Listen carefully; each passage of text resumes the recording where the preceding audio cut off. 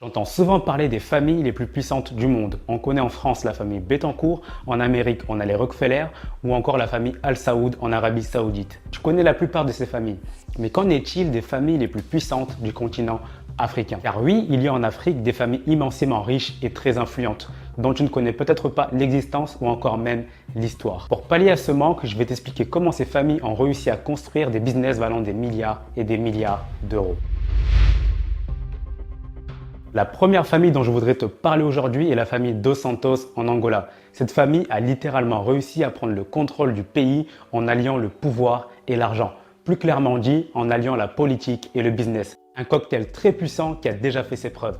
L'homme qui est à l'origine de cette famille surpuissante est José Eduardo dos Santos. Né en août 1942 et décédé le 8 juillet 2022, il a longtemps été désigné comme le président le plus riche d'Afrique. Il est l'homme qui a posé les bases de l'enrichissement de la famille, mais avant de s'enrichir, il s'est d'abord attelé à développer son influence, son pouvoir avec la politique. La tâche n'allait pas être facile, elle va même s'avérer être longue et très difficile. En effet, José Eduardo est parti de loin. Fils de maçon, il grandit dans un quartier pauvre avec peu de moyens. Ses premiers pas dans la politique, il va les faire en luttant contre le colonialisme. En effet, l'Angola au début des années 60 était sous domination portugaise. À l'âge de 19 ans, il rejoint la MPLA, une organisation nationaliste clandestine dans laquelle il va gravir les échelons jusqu'à la présidence. Il est tout d'abord nommé vice-président de l'organisation de la jeunesse du parti. Grâce à son diplôme d'ingénieur du pétrole et de télécommunications qu'il va obtenir en URSS en 1969, il va avoir un bon poste entre 1970 et 1974, d'opérateur au centre principal des télécommunications au sein du Cabinda, province très importante tant au niveau de la branche politique que militaire pour le MPLA. En 1975, il se rapproche un peu plus du pouvoir en briguant un poste très important au sein du bureau politique de Cabinda en tant que coordinateur de la diplomatie et de la politique de la province. Il sera ensuite nommé membre du comité central et du bureau politique du MPLA, chargé de la coordination des activités politiques et diplomatiques du Cabinda, ce qui va le conduire après l'indépendance du pays en 1975 à devenir vice-premier ministre en 1978. Tout au long de sa carrière, il va se construire une image d'un homme très talentueux, connaissant sur le bout des doigts les multiples facettes du MPLA, autant la branche politique que militaire et maîtrisant bien la politique étrangère, surtout un allié de taille de l'Angola, l'URSS, car il y a vécu, et surtout Eduardo ne paraissait pas mégalomane et épris de volonté de gloire et de puissance comme les politiques habituels. C'est donc tout naturellement que le Congrès va le désigner en tant que président le 20 septembre 1979. Presidente de la Repubblica d'Angola.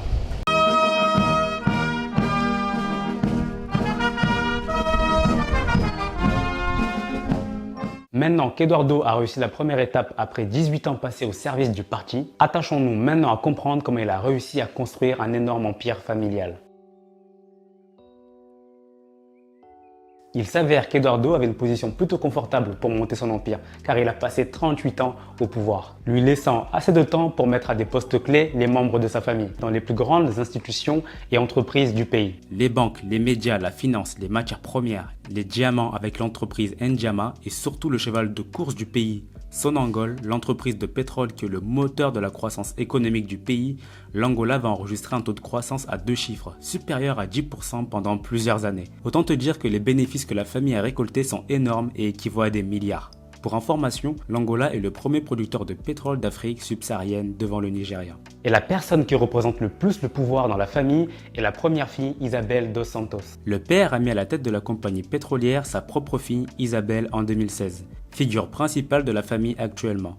La famille, par le biais d'Isabel, va élargir son contrôle sur plusieurs entreprises. Elle est également à la tête du premier opérateur de téléphonie mobile du pays. Au Portugal, elle détenait aussi 25% du capital du portugais NOS, opérateur de téléphonie qui cumule un chiffre d'affaires de 3 milliards d'euros. Une partie de sa fortune était également placée dans les banques. Elle siégeait au conseil d'administration de la Banco de Fomento d'Angola. Elle a des participations à la Banco BIC, deuxième banque cotée en bourse du Portugal, ainsi que de sa filiale portugaise et surtout de la BFA numéro 1 du secteur. Elle détenait aussi une marque de bijoux de luxe suisse nommée De Grisogono, dont le chiffre d'affaires dans les années 2010 était supérieur à 120 millions d'euros. Tout cela a permis de classer la première fille de la famille, Isabel dos Santos, comme étant la femme la plus riche d'Afrique par le magazine Forbes, qui cumule alors une fortune de 3,5 milliards de dollars, ce qui est énorme pour une femme de son âge à seulement 49 ans. À titre de comparaison, Oprah Winfrey, elle, a 68 ans. Lors de son mariage avec Sidinka Dokola, un riche homme d'affaires congolais, elle a dépensé plus de 4 millions d'euros et a invité quelques 1000 personnes pour célébrer l'événement. Loin d'avoir autant de succès, les autres membres de la famille ne sont pour autant pas en reste. En effet, ils disposent quand même de postes de pouvoir et sont très influents. Anna Paula, la mère, gère plusieurs sociétés de matières premières, notamment dans le secteur des diamants. Elle détient également des parts dans de grandes banques. José Filomeno, le fils, a été à la tête du fonds souverain de l'Angola entre 2013 et 2018, fonds qui dispose d'un capital de 5 milliards d'euros. Les fonds souverains servent à gérer l'épargne nationale, épargne qui sera ensuite investie dans des placements variés.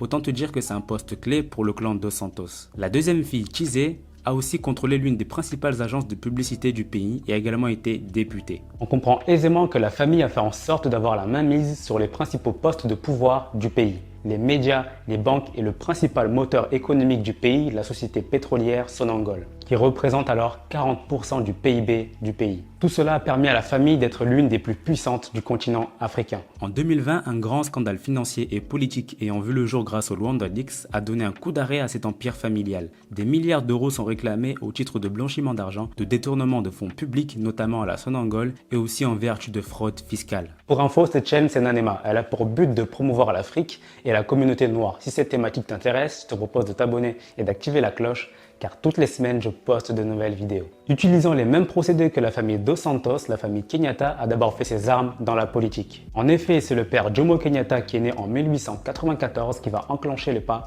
en devenant le premier président du Kenya. Dans les grandes lignes, il va avoir un parcours similaire à celui de son homologue José Eduardo. C'est en 1924 qu'il va s'engager en politique pour l'indépendance du Kenya. En 1928, il va entamer une carrière d'éditorialiste et écrire de nombreux articles sur les révoltes des Africains. Il va rejoindre en 1929 un mouvement étudiant luttant pour l'indépendance du Kenya qui se nomme l'Union des étudiants d'Afrique de l'Ouest, qui va le prendre sous son aile à Londres où il va même vivre quelques années. Il va également étudier le communisme et partir vivre un temps en URSS. Son intérêt pour le communisme existe seulement car il rejette aussi le colonialisme. En 1946, il retourne au Kenya et devient secrétaire général du parti indépendantiste du pays. Après des années de lutte et des manœuvres habiles, il devient Premier ministre le 1er juin 1963 et premier président de la République du Kenya le 12 décembre 1964, un an après l'indépendance du pays. La première étape est accomplie pour Jomo Kenyatta, conquérir le pouvoir politique. Il ne reste plus maintenant qu'à développer son pouvoir économique et construire un véritable empire familial, tout d'abord en commençant par son fils. Son fils Uhuru Kenyatta, qui est d'ailleurs l'actuel président du Kenya. Lui a d'abord brillamment commencé sa carrière dans les affaires après avoir terminé ses études aux États-Unis. Je dis brillamment car il a réussi à faire fructifier les richesses familiales. En effet, en 2011, Forbes avait estimé la fortune d'Uhuru à 500 millions de dollars. Une somme colossale qui n'est qu'une partie de la richesse de la famille. En effet, Ngina Kenyatta, la mère de monsieur, est l'une des femmes les plus riches de l'Afrique. Sa fortune est estimée à 1 milliard de dollars. Plusieurs facteurs ont permis d'accroître la richesse familiale, notamment l'appropriation des terres arables autour du mont Kenya dans la région centrale, des terres très fertiles qui ont permis de développer la richesse du pays. Disposant du pouvoir politique, la famille a su manœuvrer pour s'octroyer des gros contrats en faveur de leurs entreprises. Vous voyez, le procédé est souvent les mêmes. Et d'ailleurs, un autre personnage autant riche, voire plus riche, devrait vous intéresser. Il s'appelle Aliko Dangote, je pense que vous le connaissez. D'ailleurs, j'ai fait une vidéo très intéressante à son sujet. Le lien est juste en haut à droite. On se retrouve de l'autre côté pour que je puisse vous en dire plus.